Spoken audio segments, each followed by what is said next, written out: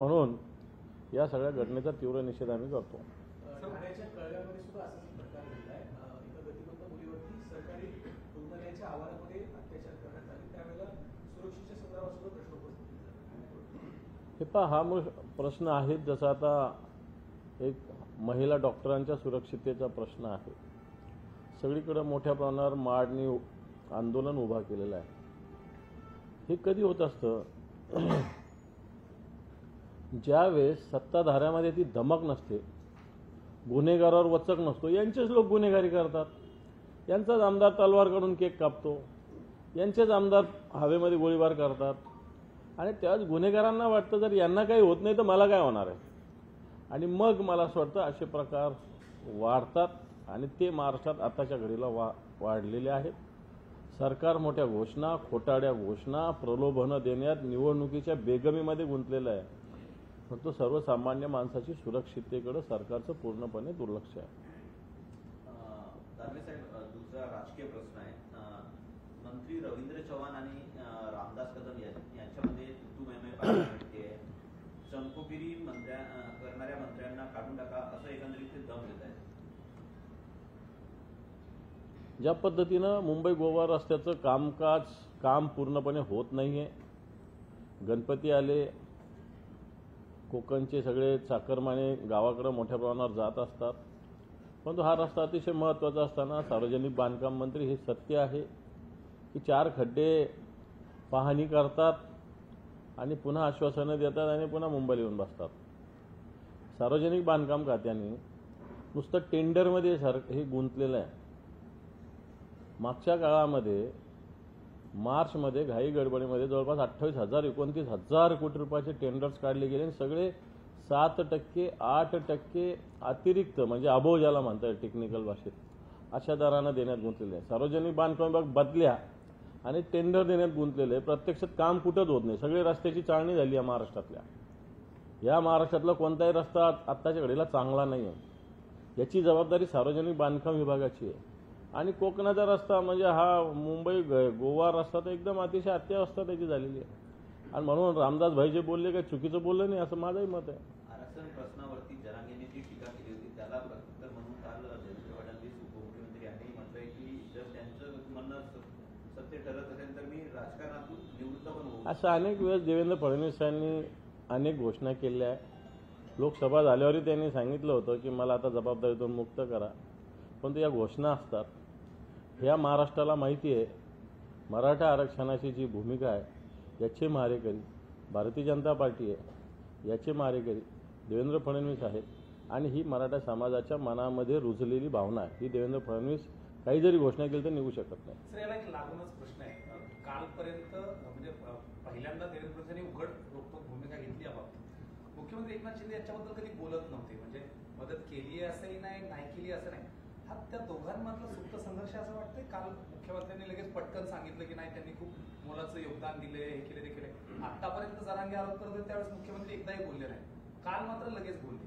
काय हे मागच्या काळात या गोष्टी स्पष्ट झालेल्या आहे की एकीकडे मुख्यमंत्री मराठा आरक्षणाच्या भूमिकेची वेगळी भूमिका घेत होते आणि एकीकडे छगन भुजबळांना पुढे करून देवेंद्र फडणवीस आणि भारतीय जनता पार्टी वेगळी चाल चालत होते. हे अख्ख्या महाराष्ट्राला कळतं. म्हणून काल लगेच रिॲक्शन दिली म्हणून त्याच्यात फार काही आपण समजण्याची गरज नाही आहे. मनोज जरांगे सुद्धा या सगळ्या प्रक्रियेत आहे. तर त्यांनाही कळतं कोण याच्या विरोधात आहे, कोण याला विरोध करतं. सातत्यानं विरोध देवेंद्र फडणवीसांचाच आहे.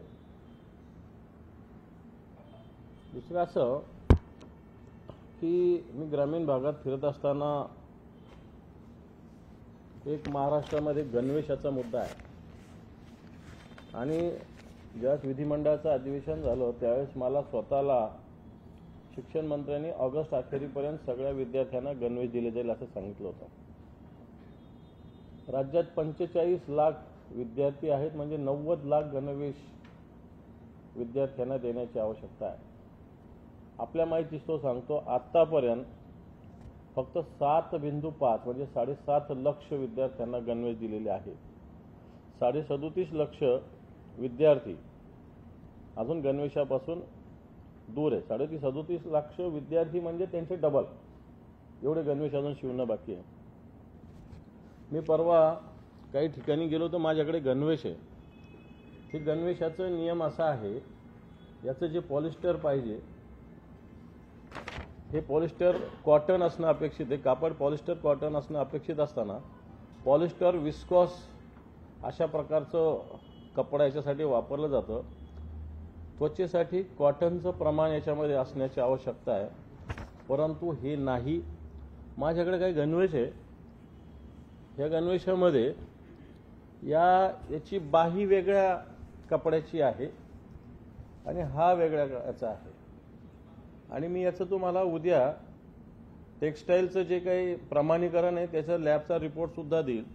परंतु हे तुम्ही सुद्धा येऊन बघू शकता की ही बाही वेगळा कपडा आणि हा वेगळा कपडा आहे. दुसरी गोष्ट, या सगळ्या याच्यामध्ये जवळपास 110 रुपये शिलाई देण्याचं सरकारने कबूल केलं होतं, परंतु महिला आर्थिक विकास महामंडळ कुठेच शिवत नाही, त्यांनी फक्त घेऊन ठेवलं. आणि हे लोक ग्रामीण भागातल्या महिलांकडून 30-30, 40-40 रुपयामध्ये गणवेश शिवून घेतात. मला वाटतं सरकार सगळ्यात आधी या सामान्य विद्यार्थ्यांनी एकीकडे लाडकी लेख वगैरे करत असताना या 45 लाख विद्यार्थ्यांना 90 लाख गणवेश द्यायचे, तर आतापर्यंत 7.5 लाख गणवेश दिलेले. मला असं वाटतं या वर्षभरात सुद्धा सरकार गणवेश देऊ शकणार नाही. एक तर याच्यामध्ये अधिकाऱ्यावर जबाबदारी फिक्स केली पाहिजे आणि दुसरी गोष्ट पुरवठादारावर सुद्धा कारवाई केली पाहिजे. सरकार पुरवठादाराला संरक्षण देतं याचा माझा स्पष्ट आरोप आहे. कुठेही कापडाचा पुरवठा नाही. जे कापड पुरवठा गेलं हे मी तुमच्या समोर आहे. हे तुम्ही याचं सगळे येऊन इथं बघू शकता. हे सगळं कापड वेगळ्या पद्धतीने याच्यामध्ये जे प्रमाण असायला पाहिजे, प्रमाण काय असायला पाहिजे ते सुद्धा माझ्याकडे आहे. त्यामुळे सरकार या सगळ्या विषयामध्ये अजून 21 जिल्ह्यामध्ये एकही गणवेश दिलेला नाही. महाराष्ट्रातल्या 21 जिल्ह्यामध्ये एकही गणवेश अजून सरकारनं दिलेला नाही. याला जे अधिकारी जबाबदार आहेत आणि पुरवठादार या दोन लोकांवर कारवाई झाली पाहिजे अशी माझी स्पष्टपणे मागणी आहे.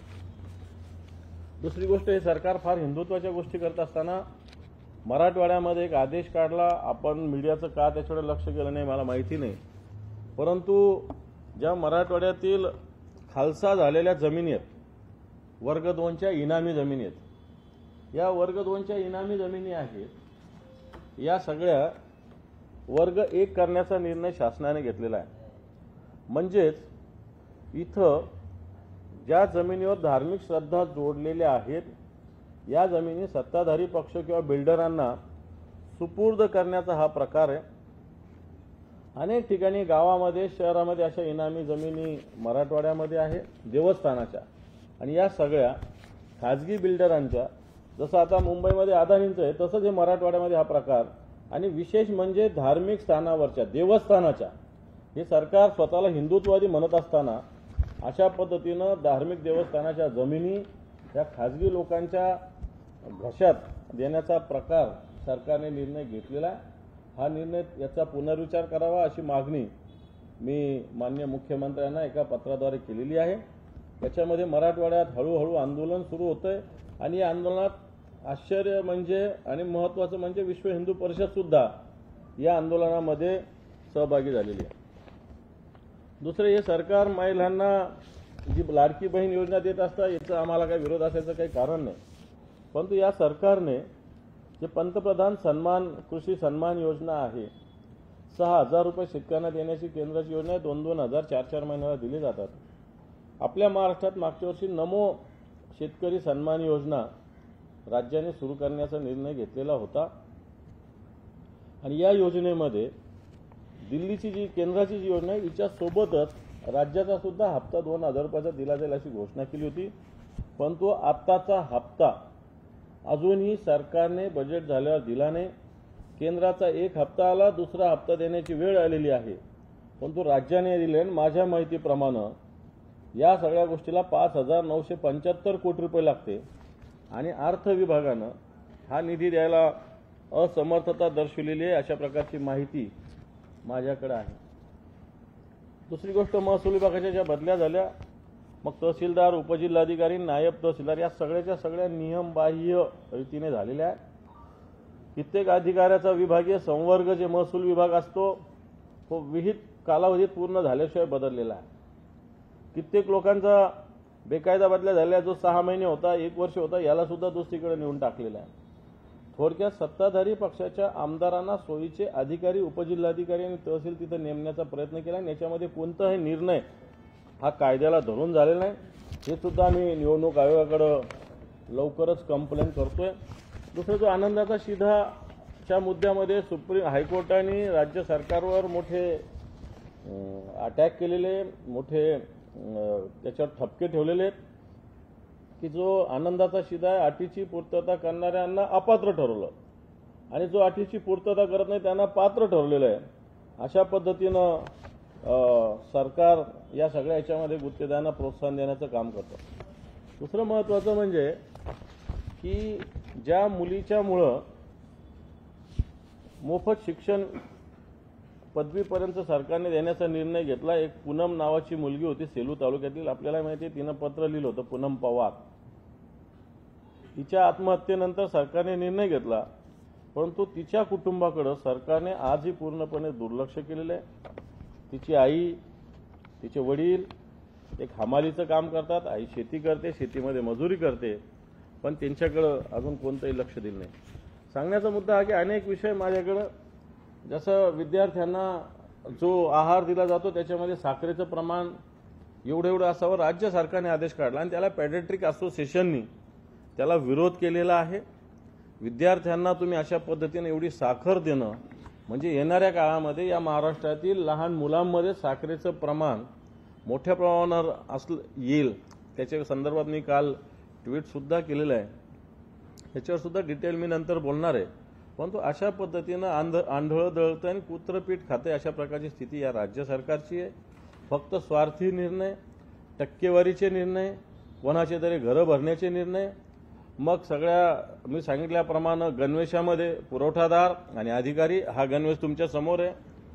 आनंदाचा शिधा, काही गुत्तेदार, बदल्या, काही सत्ताधारी आमदार, अशा पद्धतीनं जसं त्या लहान मुलांना साखर देण्याचं प्रमाण, यांच्याकडे अतिरिक्त साखर आहे आता आणि म्हणून ही साखर बाहेर काढण्यासाठी अशा पद्धतीनं शुगर लॉबीच्या प्रेशर खाली घेतलेला हा निर्णय आहे. आम्ही सरकार खऱ्या अर्थानं सर्वसामान्य जनतेसाठी काम न करता उगाच लाडकी बहीण, लाडका भाऊ म्हणायचं, प्रत्यक्षात सगळ्यांशी सावत्रपणाची वागणूक करायची, शेतकऱ्यांशी सावत्रपणाची वागणूक, माता भगिनीशी सावत्रपणाची वागणूक, विद्यार्थ्यांची सावत्रपणाची वागणूक. आज हे 45 लाख विद्यार्थी या महाराष्ट्रातले सर्वसामान्य विद्यार्थी, जिल्हा परिषद आणि महानगरपालिकेच्या शाळेत शिकणारे 45 लाख विद्यार्थी आहेत. आज यांना 15 ऑगस्टला गणवेश नाही. ग्रामीण भागातील विद्यार्थ्यांची स्थिती भयावह आहे. शाळेचे जे 2 गणवेश मिळतात याच्यावरच त्यांचं वर्ष जात असतं आणि यांना 15 ऑगस्टला सुद्धा जुने थिगळं लावून कपडे घालावे लागले. अशा प्रकारची स्थिती आहे.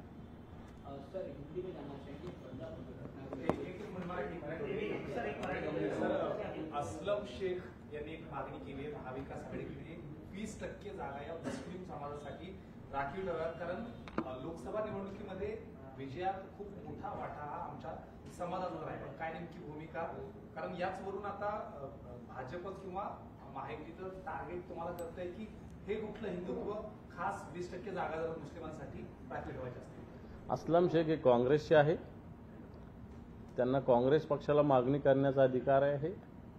बाकीच्या पक्षाची काय धोरण असावं त्यात तो पक्ष ठरवतो आणि शेवटी निवडणुका इलेक्टिव्ह मेरिटवर ठरत असतात. इलेक्टिव्ह मेरिट ज्याचं आहे, शिवसेना तरी कोणालाही जात धर्म पाहून उमेदवारी देत नाही, हे शिवसेनेचं धोरण आहे. असलम शेख यांची मागणी त्यांच्या पक्षापुरती मर्यादित असावी. महाविकास आघाडी टीका करताना भाजपचे प्रवक्ते संजय मांडे असं म्हणतात की उद्या चालून उद्धव ठाकरेंना म्हणजे अशाच मागण्या जर उद्धव ठाकरे होत राहिल्या तर एकेकाळी बाळासाहेबांच्या बाजूला ते जिनाची कबर देखील बांधायला परवानगी. मला असं वाटतं भारतीय जनता पार्टीने काल अणुशक्तीनगर मतदारसंघात नवाब मलिक आणि अजितदादा पवार यांनी सोबत रॅली केली. या नवाब मलिकावर भारतीय जनता पार्टीनं काय काय आरोप केले, NIAची चौकशी नवाब मलिकांची चालू आहे, जामिनावर ते बाहेर आहे, आजारी म्हणून बाहेर आहे, आजारी असताना एवढ्या रॅल्या त्यांच्या चालतात का? चालत असताना NIA दाऊदच्या विषयी कसे संबंध आहे? आमच्यातून गेलेले गद्दार सुद्धा काय म्हटले होते की देशद्रोहाच्या मांडीला मांडी आम्ही लावून बसू शकत नाही. मग अजितदादाच्या मांडीला मांडी लावता, अजितदादा नवाब मलिकाच्या मांडीला मांडी लावू लागतात. NIAची इन्क्वायरी असताना, NIAच्या याच्यावर जामिनावर असताना नवाब मलिक भर सभेत असतात. जामीन त्यांचा कशा पद्धतीने झालाय मला वाटतं कोर्टाने सुद्धा बघितलं पाहिजे या विषयाकडे. गृहमंत्र्यांनी सुद्धा लक्ष दिलं पाहिजे. याच्यावर आधी भारतीय जनता पार्टीने सुस्पष्ट भूमिका ठेवावी. जे अजितदादा तुमच्या सोबत आहे ते अजितदादा नवाब मलिकांच्या रॅलीमध्ये आहे. नवाब मलिकावर आरोप आपल्याच काळात आपण आपल्याच पद्धतीनं भारतीय जनता पार्टीने केले, त्याचा आधी खुलासा व्हावा. काल आपल्या महाविकास आघाडीमधील एक पक्ष काँग्रेसचे आमदार जिशान सिद्दीकी हे काल जनसन्मान यात्रेमध्ये पाहायला मिळाले. अजितदादांसोबत रॅलीमध्ये पाहायला मिळाले. आज देवगिरीवर त्यांनी उपमुख्यमंत्री अजित पवार यांची भेट घेतली आणि बांद्रा पूर्वमधून मी लढणार आणि जिंकणार पण असं त्यांचं वक्तव्य आहे. मला असं वाटतं जिशान सिद्दीकींनी काँग्रेस त्याच्या वडिलांनी सोडली आणि तो त्याच्या वडिलांच्या आधारावर काम करणार आहे. त्याच्या वडिलांनी ऑलरेडी 2-3 महिन्यापूर्वी काँग्रेस सोडलेली आहे. त्यामुळे मला असं वाटत नाही आता तो काँग्रेसमध्ये आहे.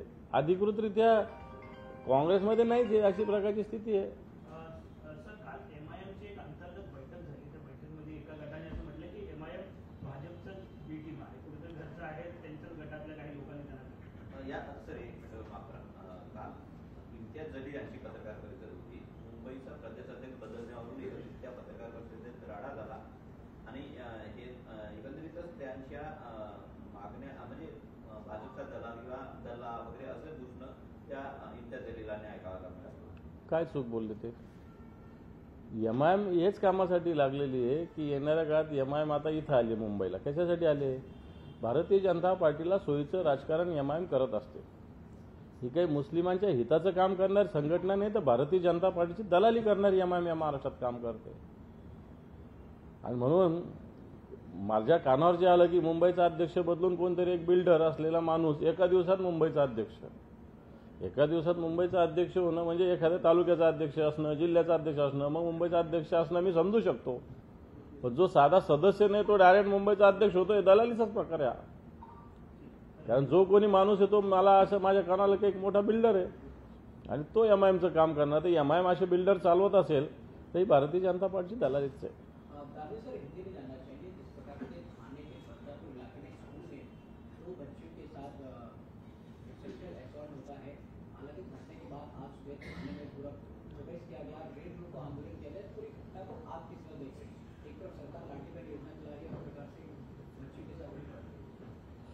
देखो, सिर्फ योजना रख के बहन लाडली नहीं हो सकती.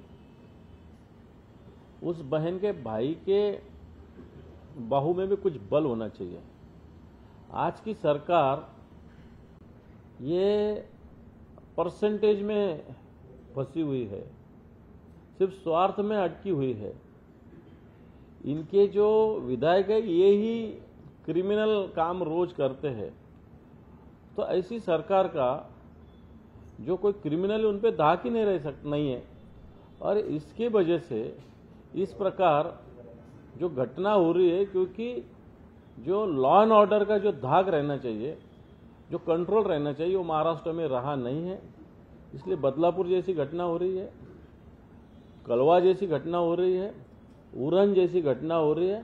सरकार इसको कोई रोक नहीं सक रही. ये स्थिति महाराष्ट्र में है.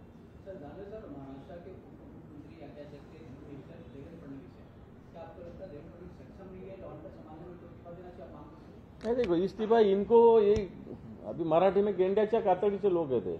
यांना काय राजीनामा ये 2 महीने घरी जाणार है ऑटोमेटिक. ये 2 महीने में घर पे जाने ही वाले हैं. गृह मंत्री असक्षम है. उनके नागपुर में लोग पुलिस स्टेशन में जुगाड़ खेल रहे. कल आपके पास ही वीडियो आया उसका.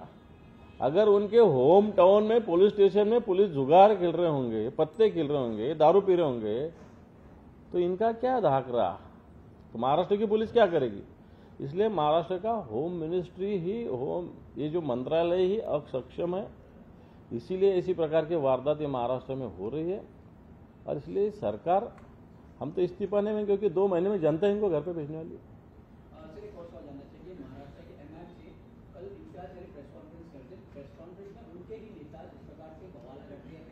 गाली गलौज कर रहे हैं और एमआईएम इम्तियाज जलील प्रेस कॉन्फ्रेंस करते हैं, उनको कहा गया कि आप बीजेपी की बी टीम है, क्योंकि इस बयान को घटना घटी आप किस तरह से देखें?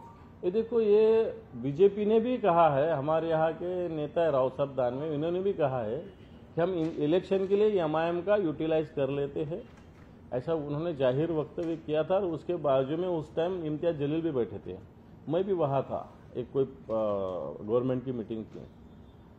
और वही अभी जनता कह रही है, जो खड़ी रही ये लोग, ये काय के लिए खड़े रहते हैं? एमआईएम जीतने के लिए नहीं खड़े करते, भारतीय जनता पार्टी को मदद के लिए खड़े रहते हैं। और ये सत्य है कि एमआईएम जो काम करती है बीजेपी के हित का काम करती है, बीजेपी को सपोर्टिव काम करती है। और इसलिए अभी हम नहीं, एमआईएम के लोग कह रहे हैं कि एमआईएम बीजेपी की बेटी में। अभिनेत्री इम्तियाज जलील ने साफ ऑफर दिया एनडीए को अपने साथ जुड़ने का, कि हमको ऑफर, जिस तरह से ये लोग बी टीम कह रहे हैं कि आपको ऑफर एक्सेप्ट करेंगे? नहीं, ये देखो, एमआईएम अलग प्रकार का काम करने वाली है, वो देश को तोड़ने वाली संगठन है, देश को जोड़ने वाली नहीं है। ठीक है, अपने अपने धर्म का अभिमान होना चाहिए, लेकिन बाकी के धर्म का भी आदर करना चाहिए। एमआईएम ये संगठन, इसका अगर आप इतिहास देखेंगे तो हैदराबाद से पैदा हुई ये संगठन है, रजाकार को सपोर्ट करने वाली संगठन है। ये महाराष्ट्र का क्या देश का भी हित नहीं देख सकते, ऐसा संगठन है। तो आपका मानना है कि आप एमआईएम को अपने गठबंधन में शामिल नहीं करेंगे? बिल्कुल नहीं, कई विषय निर्माण नहीं होता। दानवे जी, नवाब मलिक पर आरोप लगाया था भाजपा ने, दाऊद से कनेक्शन की बात की थी, अब वो कहीं ना कहीं दिखाई दे रहा है कि महायुति के साथ में, इसका क्या कहना है? बिल्कुल, अभी मैंने यही कहा कि कल अणुशक्ति नगर में नवाब मलिक, अजीत दादा पवार साथ साथ में दिख रहे हैं। जो नवाब मलिक को दाऊद का कनेक्शन है, ऐसा भारतीय जनता पार्टी ने आरोप रखा था। और जब उस टाइम नवाब मलिक हमारे साथ में थे तो हमको वो कह रहे थे कि देशद्रोही के साथ में आप बैठते हैं। अब ये देशद्रोही देश प्रेमी बना है क्या, ये मेरा भारतीय जनता पार्टी को सवाल है। Thank you. ड्रेस बघा, ड्रेस कोणाला बघायचं तर बघा।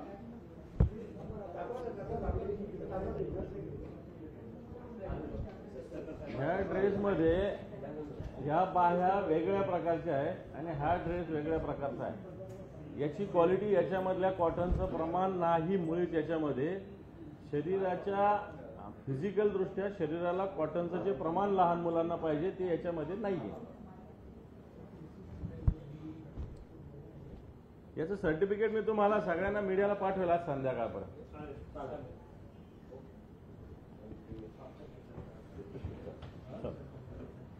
चहा पण झालं।